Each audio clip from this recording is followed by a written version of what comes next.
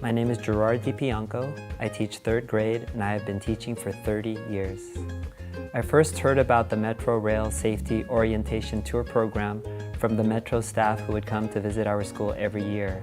Since our school is located so close to the Highland Park station of the Gold Line, Metro staff would come every year just to teach my students about being safe around the tracks. And then after every presentation, they would mention to us that we would be able to take free trips on Metro.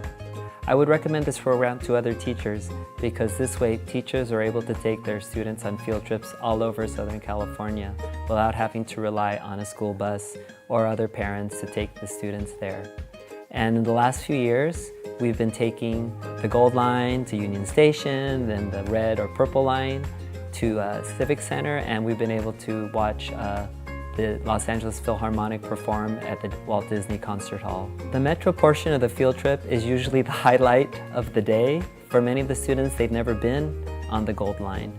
As a result of my students riding on the Metro, they understand how to behave on a train, they understand the rules.